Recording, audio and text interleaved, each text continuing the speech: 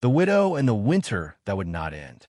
The snow had been falling since before dawn, steady and unkind, as if the sky itself had forgotten how to stop grieving. In the small frontier town of Red Hollow, winter did not arrive. It settled, permanent and heavy, pressing down on wooden roofs and hollow lives alike. Clara Whitmore moved through her cabin in quiet repetition, as though noise might fracture the fragile order she had built around her grief. She kept the fire small, not out of necessity, but habit. Warmth reminded her too much of what she had lost and what had been taken from her. Thomas Whitmore had once called this cabin a home. Now it was only a structure filled with memory. He had been gone for nearly a year, yet his presence lingered in ways that death had not cleaned away. Not in photographs or belongings alone, but in the spaces between silence, where unanswered questions still lived. Clara did not speak his name anymore, but she thought it constantly, like a wound that refused to scar properly.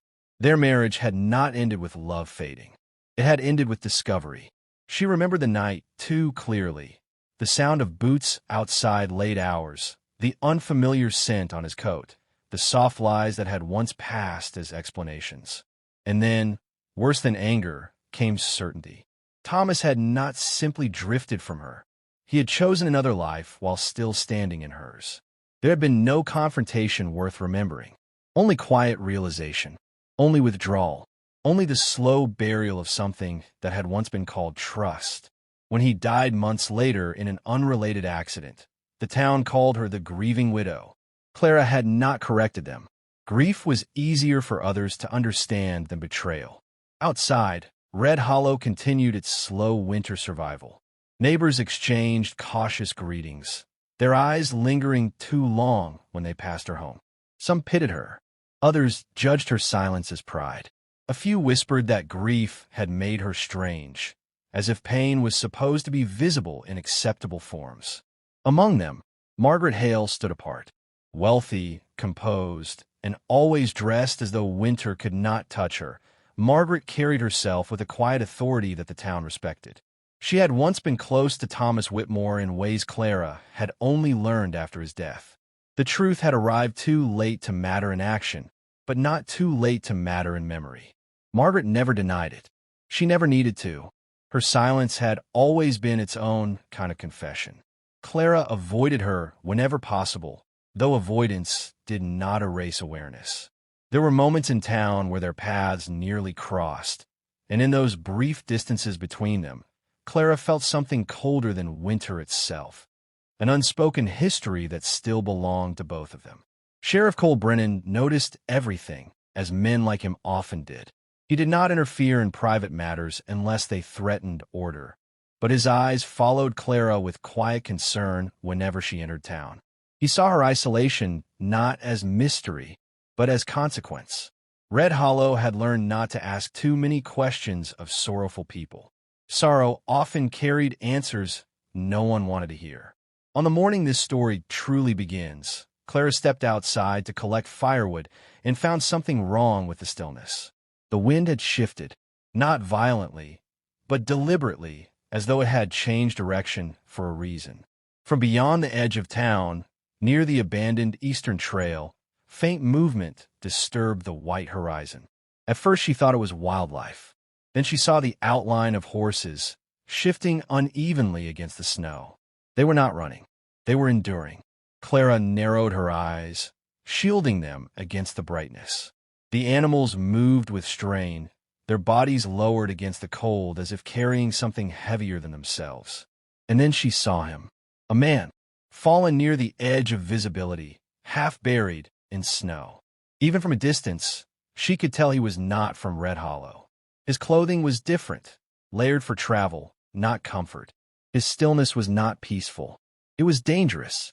Something in her hesitated. Another part of her did not. She should have turned back, should have called for the sheriff, should have left the unknown to the town that always preferred distance over risk. But the horses shifted again, restless and unguarded, and something about their exhaustion pulled at her in a way she did not immediately understand. She had spent too many years watching people leave things unattended when they stopped caring. Clara set down her wood bundle. The decision was not dramatic. There was no moment of heroism in it. Only quiet motion, like stepping into cold water without knowing how deep it would be. She walked toward the horses first, not the man. That came later. As she moved through the snow, the world around her seemed to narrow. The town behind her faded into indistinct shapes. The wind softened. Even time felt less certain, as though it was unsure whether to follow her. The horses watched her approach. They did not run. That, more than anything, told her something was wrong. When she reached them, she saw the truth more clearly. They were exhausted, underfed, and trembling with cold. Their saddles suggested long travel. Their condition suggested neglect or collapse. And the man nearby, barely conscious, breathing shallowly, confirmed both possibilities. Clara knelt slowly beside the nearest horse, placing a steady hand on its neck. It did not resist. It leaned into her touch. Behind her, the man shifted slightly, as if aware of presence, but unable to respond fully. His eyes remained closed, but his breathing changed, uneven, strained, human. Clara looked at him for the first time, and something in her chest tightened, not with fear, but with recognition of something she had not expected to feel again. Responsibility. She exhaled slowly, the cold air sharp in her lungs. Then she stood, and for the first time in nearly a year, Clara Whitmore made a choice that had nothing to do with grief. Only what came after it. The man in the snow and the quiet death. The wind did not ease as Clara Whitmore returned to the horses. It circled the clearing in restless loops, as though unwilling to witness what she was about to do. Snow clung to her boots in thick layers, slowing each step, but she did not turn back. The man remained where she had seen him, half turned in the snow, as if the ground had decided to keep him. His face was partially obscured by frost and exhaustion, but his condition was no longer in doubt. He was alive, yet barely anchored to it. Clara had seen suffering before, but this was different. This was not sudden tragedy. It was prolonged endurance, the kind that drained strength until even survival felt borrowed. She knelt beside him carefully, noticing the uneven rise and fall of his chest. His skin carried the pale stillness of illness rather than injury. Fever had not fully broken, but it had weakened him enough to leave him stranded in the worst possible place, between collapse and awareness. The horses shifted behind her, restless but not aggressive. One lowered its head toward her shoulder, as if seeking reassurance. Clara placed a steady hand on its muzzle, grounding herself in something alive and responsive. Only then did she look at the man fully. He was not from Red Hollow. That much was obvious. His features carried a different history, carved by distance and land unfamiliar to her. His dark hair was matted with snow, and beneath the cold, there was a stillness that suggested discipline even in weakness. He had not fallen carelessly. He had endured until his body no longer permitted it. Clara exhaled slowly. "You chose a bad place to rest," she murmured, though there was no expectation he could hear her. The wind carried her words away unanswered. For a moment, she hesitated. The town's voice echoed faintly in memory. Warnings, prejudice, quiet instructions about what people should and should not involve themselves in. Red Hollow did not trust strangers, especially not those who came from beyond its narrow understanding of the world. And yet the horses were real, and so was he. Clara stood, adjusting her coat tighter against the cold. Then she made her decision in motion rather than thought. She would not carry him into town, not yet. That would invite questions she could not answer. Instead, she turned her attention to what she could manage. The horses first. If they collapsed, everything else would become irrelevant. She moved with practiced care, loosening straps, checking hooves, guiding them toward a more sheltered stretch near the edge of a broken stone outcrop. They followed her without resistance, which told her more about their exhaustion than any inspection could. Animals did not obey without reason. They surrendered when strength no longer allowed refusal. As she worked, she became aware of his gaze. He was awake now, not fully, not clearly, but enough to observe her movements. His eyes opened slowly, struggling against the weight of fever and fatigue. There was no panic in them, only confusion, as though he was unsure whether she was real or imagined. Clara did not speak immediately. Instead, she finished settling the horses, ensuring they had at least minimal protection from the wind. Only then did she return to him. "You're going to freeze out here," she said quietly. His lips parted slightly before any sound came. When he finally spoke, his voice was rough, restrained, shaped by effort rather than ease. "They didn't stop." Clara frowned. "Who didn't?" His eyes shifted briefly toward the direction of the trail behind him, though even that movement seemed to cost him strength. "The others," he said. "That was all. No elaboration. No names. No explanation. Just absence." Clara studied him for a long moment. There was something restrained about him. Not fear, but discipline. Even in weakness, he did not plead. He simply stated fact, as though that alone was enough. It reminded her, uncomfortably, of someone else. She pushed the thought away. "You're not staying here," she said finally. His gaze returned to her. "I don't intend to." The words were not defiant. They were resigned. Clara stood again, scanning the surroundings. The nearest shelter was her cabin. Though bringing him there meant breaking a boundary she had carefully maintained since Thomas Whitmore's death. Her home had become private not by choice alone, but by necessity. Yet leaving him here was not an option. She sighed once, sharply, as though accepting inconvenience rather than consequence. "Can you stand?" she asked. A pause. "I can try," he answered. It was not confidence. It was refusal to admit limitation. Clara moved closer, assessing his condition with practical detachment. "Then try." She supported him as he rose, slowly, unevenly, his weight unsteady but present.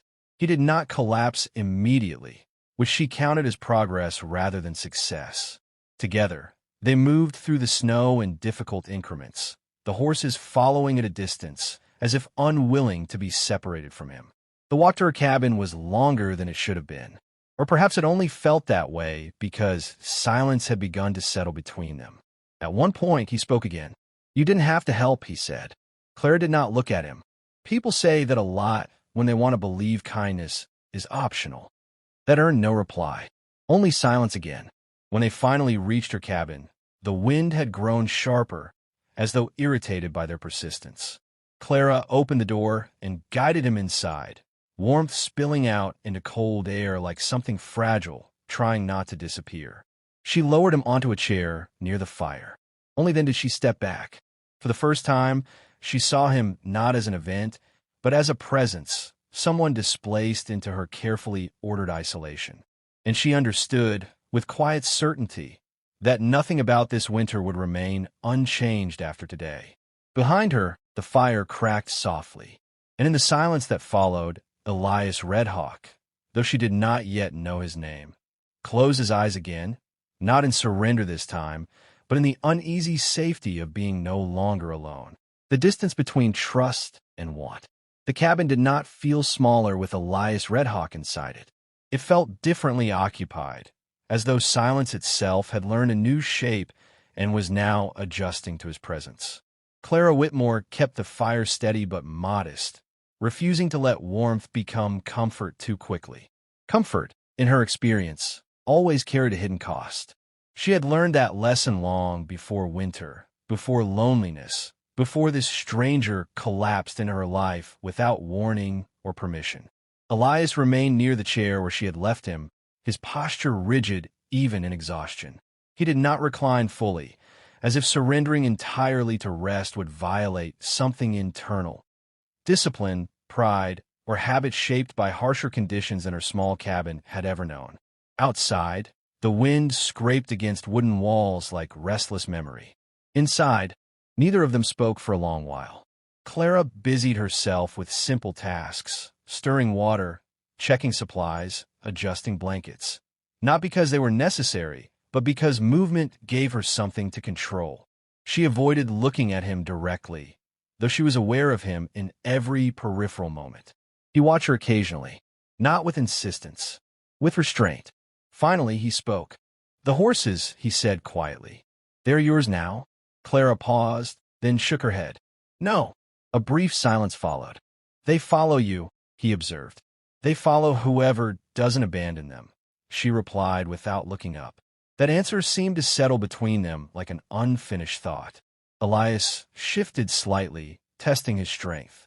It was returning slowly, unevenly, like something reluctant to fully rejoin the world. Clara noticed the effort, but did not comment. Sympathy was not something she offered easily anymore. It had once been exploited too often. Still, she placed a cup of water within reach. He accepted it without hesitation. As he drank, Clara studied him more carefully than she had allowed herself earlier. There was something disciplined in the way he moved, even weakened, controlled, measured, never wasteful. His injuries were not dramatic, yet his condition suggested endurance rather than accident. "You were far from help," she said at last. Elias lowered the cup. "I didn't expect to need it." "That's not the same thing," Clara replied. A faint pause. "No," he agreed. "It isn't." The simplicity of his acknowledgement unsettled her more than resistance would have. Clara turned away. Gathering wood near the hearth, though it did not need replenishing. Her hands needed occupation more than the fire needed fuel. After a moment, Elias spoke again. "You didn't ask who I am." She glanced over her shoulder briefly. Would it change anything? He considered this. "No," he admitted. "Then I don't need to know," she said. But even as she said it, she felt the lie within it. Not because she was curious about identity, but because presence always eventually demanded context, especially in a town like Red Hollow, where strangers did not remain strangers for long. Elias leaned back slightly, testing the chair's stability. "You live alone," he said. Clara's movement slowed. "Yes, by choice." The question was not intrusive. It was observational. That made it worse. Clara placed the wood down more firmly than necessary. "By necessity." Elias did not press further. That restraint, again, unsettled her. Thomas Whitmore had never mastered restraint. Everything he wanted had always arrived in fragments of dishonesty. Half-truths, omissions, softened lies meant to avoid confrontation. Elias, by contrast, spoke as though words had weight and consequence. It was disorienting and dangerous in a different way. Clara returned to the fire, sitting at a distance from him that felt intentional even if it was not consciously chosen. "You should rest," she said after a while. "I will," Elias replied. But he did not move immediately. Instead, his gaze drifted briefly toward her, steady, not invasive, but present enough to be felt. Clara noticed, and disliked how aware she became of being seen without distortion. Most people in Red Hollow looked at her through memory of grief or rumor of coldness. Elias did neither. His gaze did not categorize her. It simply acknowledged her as she was in that moment. It made her uneasy, not because it was cruel, because it was not. She stood abruptly. "The horses are sheltered. They'll be fine for now." Elias nodded once. "Thank you." The words were simple, but they carried no emptiness. He meant them. That, too, unsettled her. Clara moved toward the small shelf near the window, pretending to organize items that were already in place. Outside, snow thickened, muting the world further. Inside, the fire continued its steady rhythm, indifferent to everything except survival. After a long pause, Elias spoke again. "You don't trust easily," he said. Clara stopped moving. That was not a question. It was recognition. She turned slightly, enough to see him but not fully face him. "Trust is expensive," she said. A faint silence followed. Then Elias replied, "So is survival." The words landed differently than expected. Not as agreement, not as contradiction, as understanding from a place she had not invited. Clara felt something tighten her chest.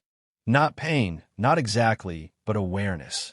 The kind that arrived when something buried too long was gently disturbed. She looked away first. "I didn't save you," she said quietly. "I kept you from dying in front of my door." Elias studied her for a moment. "That is still saving," he said. Clara did not answer. Because answering would require acknowledging intention she had not yet admitted to herself. The fire popped softly between them. Outside, winter pressed harder against the cabin. And inside, without either of them naming it, something unfamiliar began forming in the space between silence and speech, a fragile recognition that neither loneliness nor survival had prepared them for.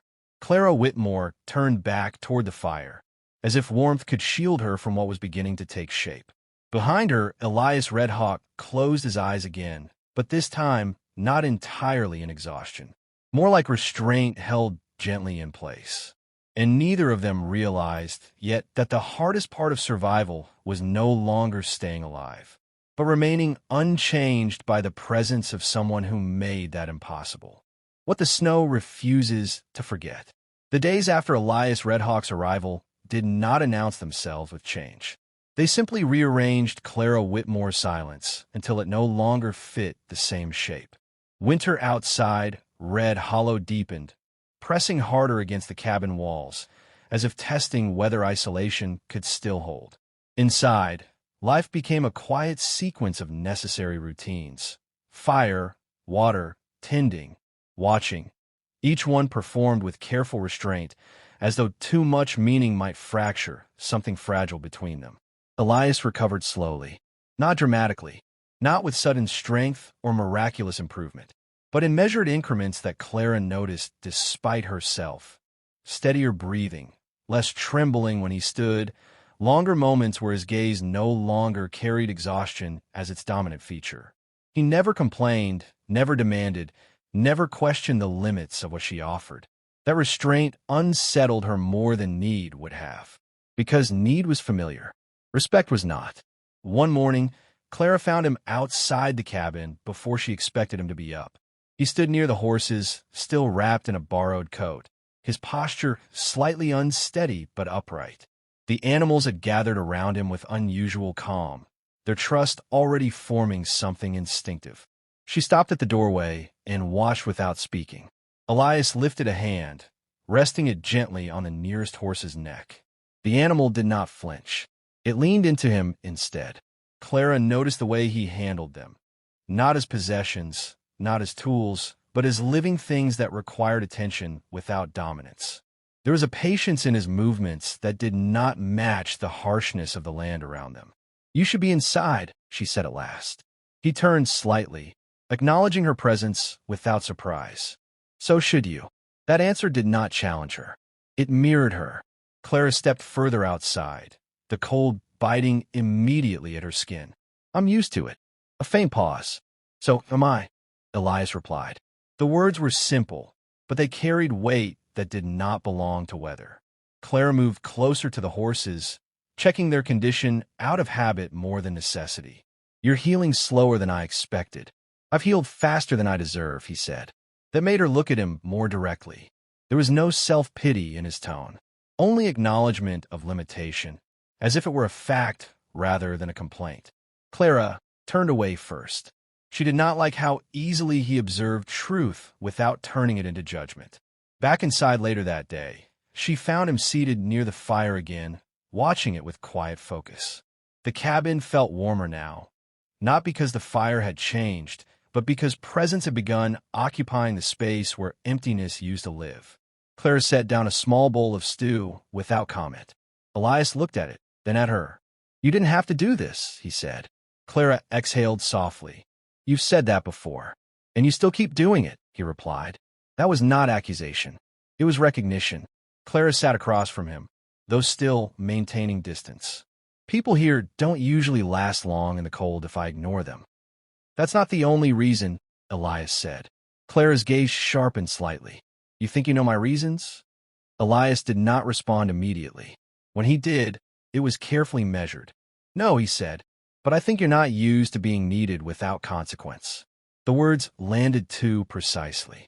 Clara felt something tighten in her chest, but she refused to show it. Instead, she looked toward the fire. "You don't know anything about consequence," she said quietly. A pause followed.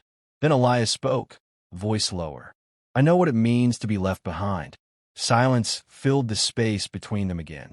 Not empty, not comfortable, something heavier. Clara did not ask him to explain. She did not trust herself to hear an answer without comparison forming where it did not belong. Instead, she stood abruptly and moved toward the window. Outside, snow fell in slow layers, covering everything equally: tracks, mistakes, distance. Elias watched her without pressing. After a long moment, he said, "You think I'm going to leave?" Clara did not turn. "Everyone leaves. That's not always a choice," he replied. That sentence stayed in the room longer than either of them spoke. Clara finally looked back at him. "It was for my husband." The words came out sharper than intended. Elias did not react with surprise, only tension. "Did he leave you?" he asked carefully. "Or did he stay and still disappear?" The question was not invasive. It was precise. Clara felt her breath tighten. The fire cracked once, breaking the silence just enough to prevent collapse. "That doesn't concern you," she said. Elias nodded slightly. "You're right." But he did not look away. That was the difference. Clara turned from him again, anger rising briefly. Not at him, but at the ease with which he stood near truths she had spent years avoiding. "You don't get to analyze me," she said. "I'm not," Elias replied. "I'm noticing." That distinction made it worse. Because noticing did not require permission. Clara stepped closer to the fire, as if warmth could interrupt thought. "You should focus on getting well enough to leave." Elias was quiet for a moment. When he spoke again, his voice was steady. "I will leave," he said, "when I can." A pause. "But not because you told me to." That shifted something in her, small, almost imperceptible, but real. Control had always been Clara's last defense. If she could determine distance, timing, endings, then nothing could surprise her again. Elias did not accept that system. He simply existed within it without obeying it. Clara realized, with uncomfortable clarity, that he was not waiting for permission to leave, and not asking for permission to stay either. He was simply recovering, and in doing so, he was changing the space around him without intention. Outside, the wind pressed harder against the cabin. Inside, the fire continued to burn. And between Clara Whitmore and Elias Redhawk, something unspoken began to take shape.